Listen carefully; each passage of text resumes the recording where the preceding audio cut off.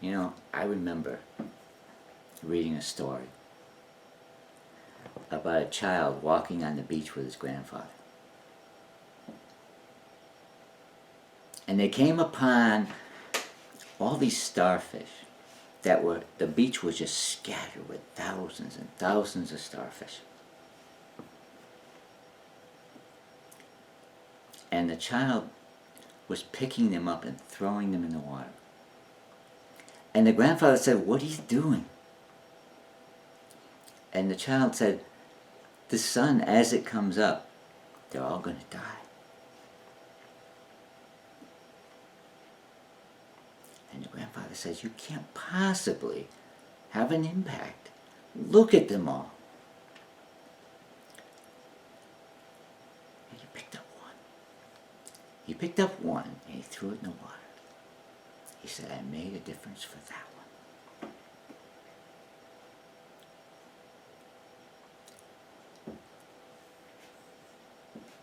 That's my place in life. I will make a difference for this one. And those who desire to take her life had better realize that they're facing Jeffrey Medora. And take that seriously.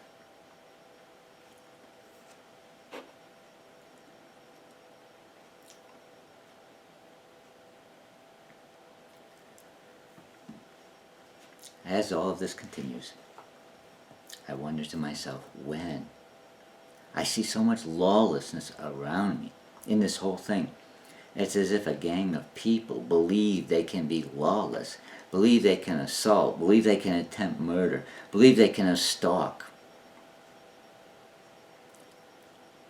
and never pay a penalty for having done so.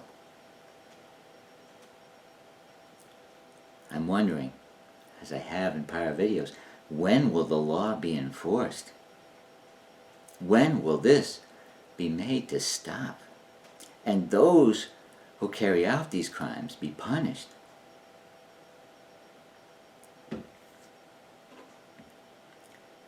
I remember talking to my lawyer back in 2014.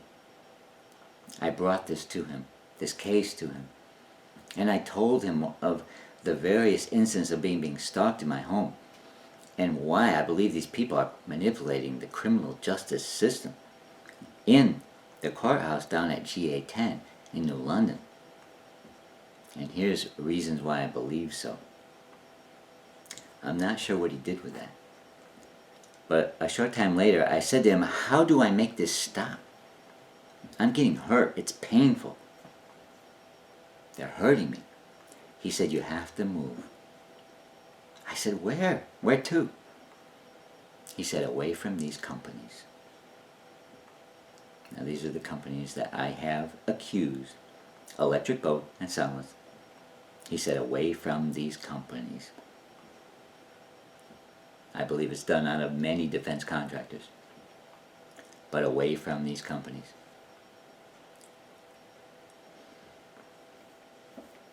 Recently, I thought that maybe if I just get out of here, because it seems like they're after me mostly. I thought if I got out of here and I got away from them, they would stop stalking me and quite likely leave Stephanie alone. And so I thought back of during the summer when I brought Stephanie to Old Sabre. I dropped her off on the train. They were attacking her badly. I hadn't informed her yet. I dropped her off at the train and I left.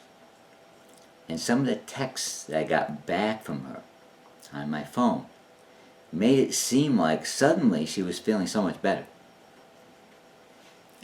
The next morning, I texted her and I told her what was going on, that she was a targeted individual, that she was targeted for human research.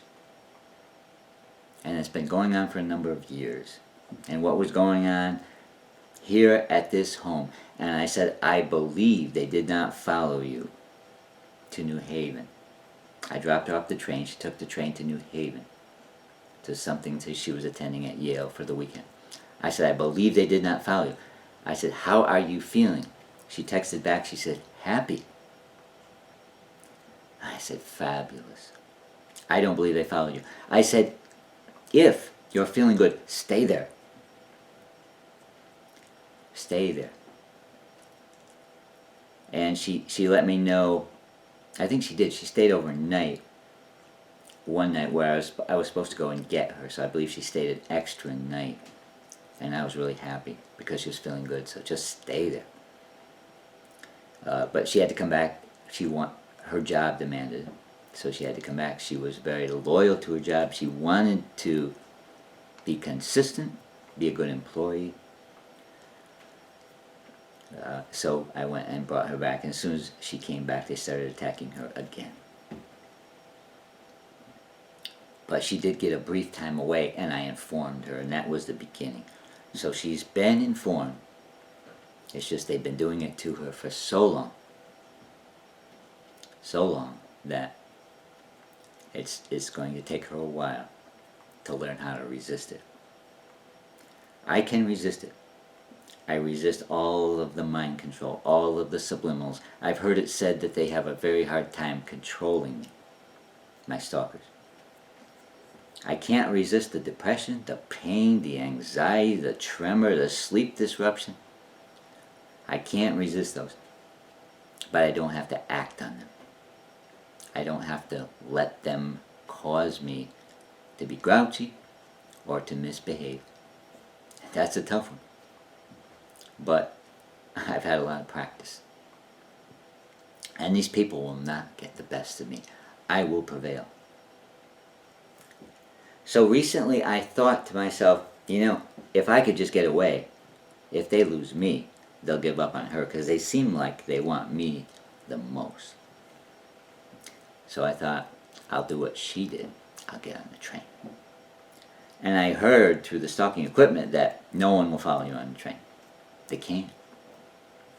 At least not the people following me. So I'd watch the train on and off. I decided which train I would get on. I drove to Old Saybrook to get on a train out of Washington, D.C. It would pass through Old Saybrook, and I decided to ride it to Boston. I needed a break. And I thought, if it stops for me and they stop following me, they'll probably stop following Stephanie, and the whole thing will end. When I got my ticket in Old Saybrook, the train was about 20 minutes out, I believe. They informed me that it's 10 minutes late. The train will be 10 minutes late. They informed me right then and there. Now, this is a train coming up from Washington, D.C., a lot of stops in between. And one of them in New Haven. New Haven is the home of the FBI in Connecticut, the main office. So when the train came through, I got on, and it left the station. I expected to have, within minutes, the stalking equipment would just fade as we rode out of sight, because it only goes maybe a half mile, a mile at the most, but that's stretching it. The train left the station, and it just continued, because the stalkers were now on the train. They did not get on in Old Saybrook, because I was there. I watched. I wanted to get on in Old Saybrook because it was a small station, and I could watch who was getting on. I believe they got on probably in New Haven. It was probably FBI, and maybe that's why the train was 10 minutes late. They put them on the train. They followed me all the way, the whole way. I got off in Boston, the end of the line. I had a piece of pizza, a drink, soft drink, and there was nothing for me to do because I was being assaulted with electronics. With the electronics running, it's hard for me to hear, it's hard for me to see. I have pain all over my body. It's hard for me to assemble the results of simultaneous input. When I say that, I mean when I'm driving, it's multifunctions taking place at once and needing to assimilate all the input to make sense out of things. So that which is coming in the eyes, the ears, the hands, the feel, everything. It's hard for me to put it all together and assemble it and respond in real time. I drive with my left foot hovering over the brake to keep my response time lower. So if I'm in a strange area, well, I could work at it hard and try to keep track of where I am so I could get back and so forth. It's very uncomfortable. It's very, very stressful. This equipment, when it's pointed at me, it causes a difficulty in concentrating, and it limits my vision, it limits my hearing, it slows my response time, a lot of things. It's very, very detrimental. And the second it goes away, so much comes back. I hear sounds that I haven't heard in a long time. I think there's something wrong in the house. And suddenly I can feel my legs. If I reach down and touch my legs, I feel numb to touch. I mean, I can feel a little bit, but very, very numb. And that's replaced with discomfort and pain all over my body. And that goes away, and suddenly I touch my skin, and I feel myself touching my skin. I feel alive again. I hear sounds I haven't heard. My vision brightens up. I can see. But as it sits right now, I can't. And they're constantly attacking my eyes. From their equipment, there is something that appears to be a hot charged particle. And they can fire it at my skin, various places on my body, and it's very painful. It burns right through the skin. And they fire it at the eye. It can burn a hole right in the eye. But they have it turned down, so it's just constantly shooting at my eyes and damaging the surface. So everything is blurry. And this is 24 hours a day. And I have equipment set up. I have radio transmitters, a number of them, where I'm transmitting signals. One of them at near the kilowatt level to disrupt their equipment. I can't believe the FCC isn't all over me. But it is self-defense, and it is attempting to save my life and that of the occupants of my home. So I think it's reasonable to do so. But it's got to be disruptive. I'm trying very hard not to disrupt local services. But I've studied their equipment for a number of years and found ways to attack it. And so I attack back to limit what they can do to me.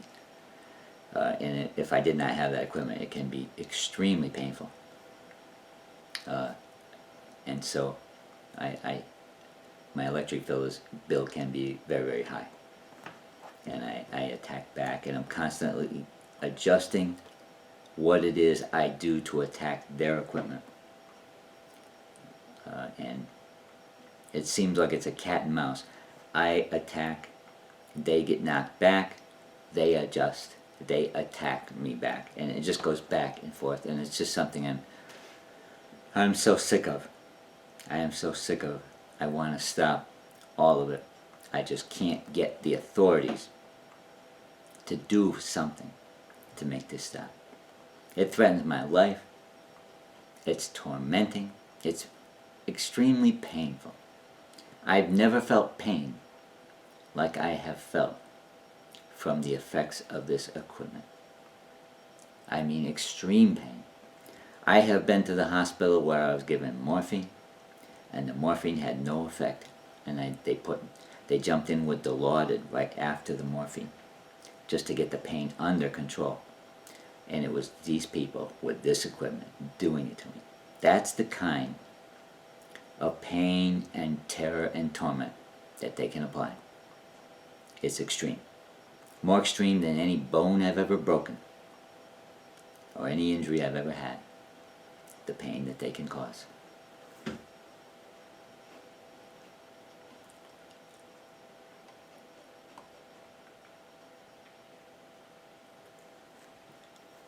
I get followed everywhere I go. I've mentioned that before. I'll mention it again. Because I think it's very, very wrong what they do. As I've said in the past, I was arrested in 2012. I'm still fighting criminal charges. I've been to court 42 times. Every single time I've been in the courtroom, I have been followed with electronic equipment, stalking me. Beyond stalking me, though, and doing surveillance, it affects mood. Subliminals are sent to affect thought. All kinds of powerful, mind-altering effects by this equipment, extremely powerful, are sent through the courtroom walls. And I think that's dangerous. That's dangerous. It's reckless. Because any decisions that are being made in that structure that day, from an attorney making decisions with his client, to the client making those decisions, to anyone in the courtroom, any decisions made in that building, are potentially in jeopardy. And that's something serious to think about. Now, the people using this equipment, they don't have any expertise in it. They don't appear to have the instruction manual. In prior years, people have had the manual. They read it to me. They read parts of it to me. These people that are doing this now don't appear to have any technical expertise. It seems to be trial and error that they learn from, in addition to what I've taught them through my own research and trying to understand how that equipment works and how I affect it. They have no expertise, yet they're pointing it through the courtroom walls. I tell them, after it goes through me, do you know who it goes through? Other people, they don't know. Do you know if it went through anyone to get to me? They don't know. What if it hits other metallic objects and it reflects and refracts and disperses? How are you affecting other people in the courtroom? They don't know and they don't care. It's awfully irresponsible.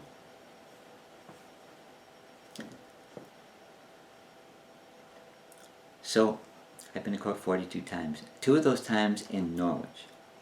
And both times, mind-altering equipment used on me in the courtroom. One would even have to question, if this was pointed at me, what about decisions that I might make? Are they of sound mind and body? Something to consider. So many times in New London, every time I've been there, twice in Norwich, and once in Milford, in their courtroom this year. Because after I got out of Connecticut Valley Hospital, I retained a lawyer to get Stephanie's charges dropped. And I had to go to the Milford courthouse for that. And surveillance was done on me while I was there.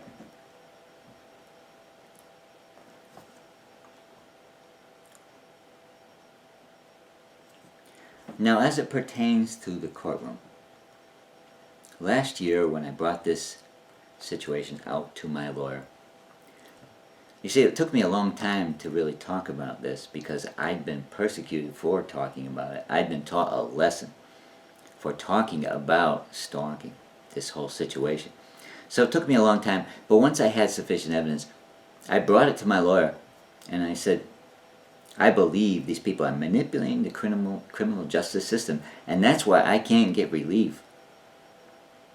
So many things I've decided to do in private, when I get to the courtroom, I can't do them.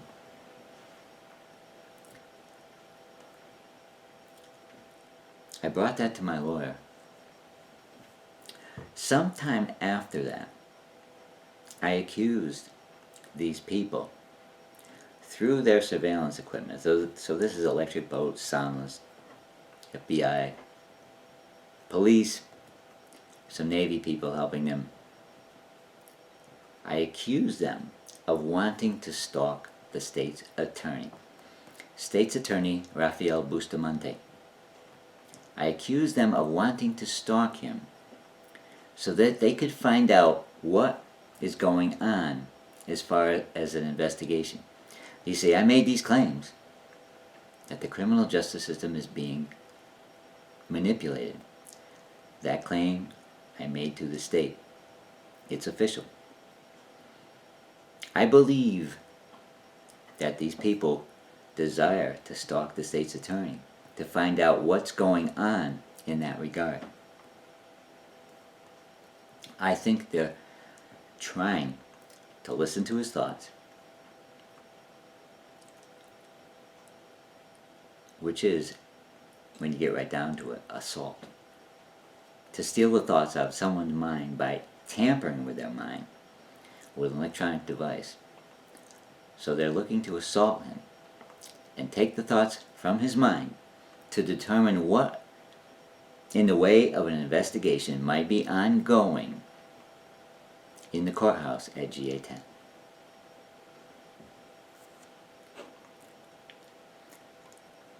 Last fall, I heard people through the surveillance equipment stating that they felt the need to overpower the state's attorney's office. Specifically, overpower State's Attorney Bustamante. As though they see him as some type of enemy.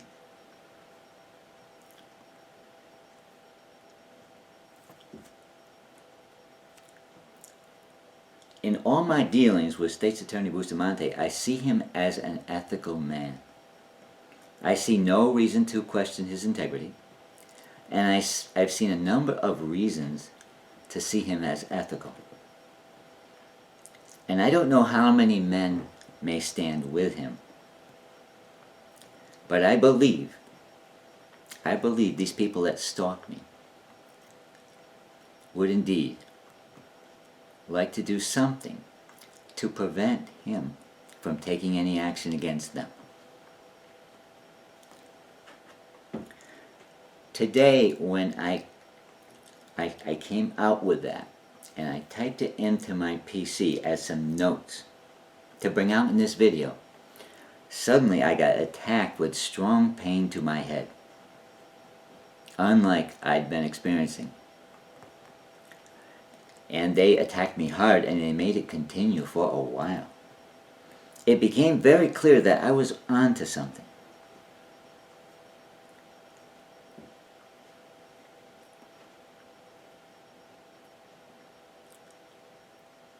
So what I heard last fall, I think it's worth saying again. They said they want to overpower State's Attorney Bustamante. And I'll repeat it again. I see him as an ethical man.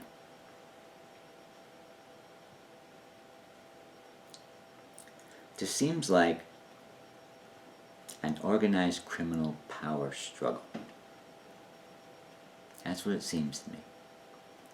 I am hoping that there are people in places that are watching all of this.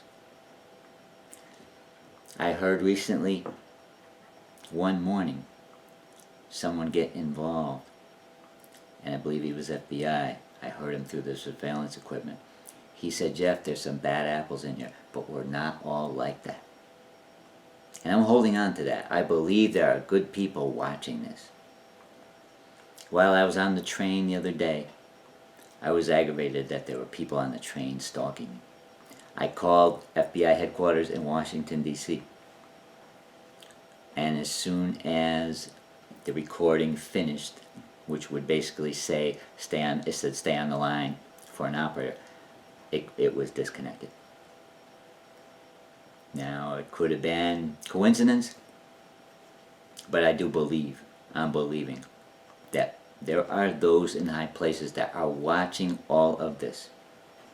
and they don't like what they see, and that they will bring about enforcement of the law in time. And I am hoping that that time is near. Because as for me and my house, we need relief. We are getting hurt badly. Stephanie Jaworowitz is in danger. Not in danger of herself. In danger of those attacking this home. And it does need to stop. It needs to stop right away. We are being placed in danger. My heart is attacked daily when I exercise. Chronically. We are in danger.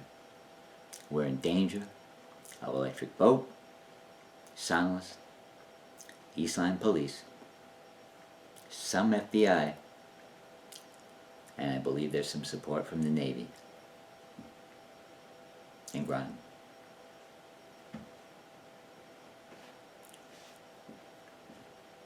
I'm hoping that there's some good men that are involved that will bring about peace. Some time ago, the words just came to me, and I jotted them down here. When good men are strong, there is peace. Never deny a good man the opportunity to be strong. Because when good men are strong, there is peace.